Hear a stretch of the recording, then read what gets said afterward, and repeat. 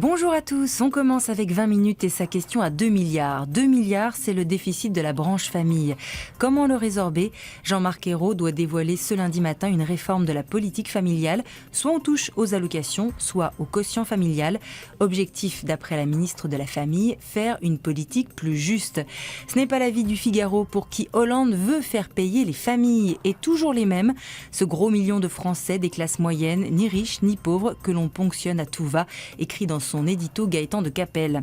Pour le Parisien aujourd'hui en France, c'est un dossier à haut risque pour le gouvernement qui ne peut pas se permettre de remettre le feu avec les associations familiales après le mariage gay, comme le confie un proche de François Hollande.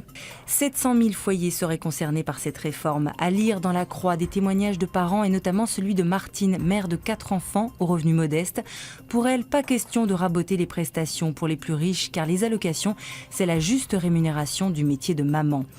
Touchez pas à nos allocs, mais touchez pas non plus à nos retraites. L'Humanité publie les résultats d'un sondage CSA sur le sujet. 83% des Français sont inquiets sur les réformes à venir et 78% se disent prêts à se mobiliser.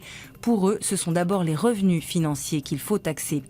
Du côté du patronat, on est bien occupé aujourd'hui. Comme le rappellent les Échos, le conseil exécutif du MEDEF choisit en effet ce lundi son candidat favori à la succession de Laurence Parisot. D'après le journal, certains réclament une ligne plus claire, ce que d'autres interprètent comme une ligne plus dure en termes de dialogue social. Du dialogue, il en manque apparemment en Turquie où flotte un air de printemps sur le pays, comme le titre Libération.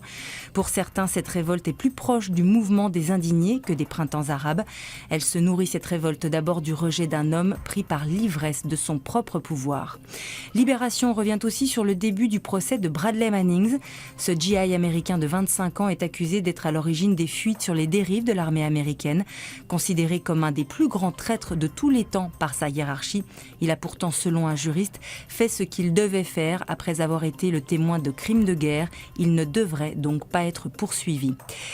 Il lui faudrait un peu de la force tranquille de Tsonga. Metro News rappelle que le Français va affronter Roger Federer pour les quarts de finale de Roland-Garros. Face aux Suisses, il lui faudra une poigne de fer, à l'image de cet employé municipal de 22 ans amputé de 3 doigts. Il va retrouver son travail grâce à une prothèse qui fonctionne avec ses pulsions musculaires. Il a 17 kilos de pression dans chaque doigt, de quoi donner de viriles poignées de main. Allez, soyez forts, à demain.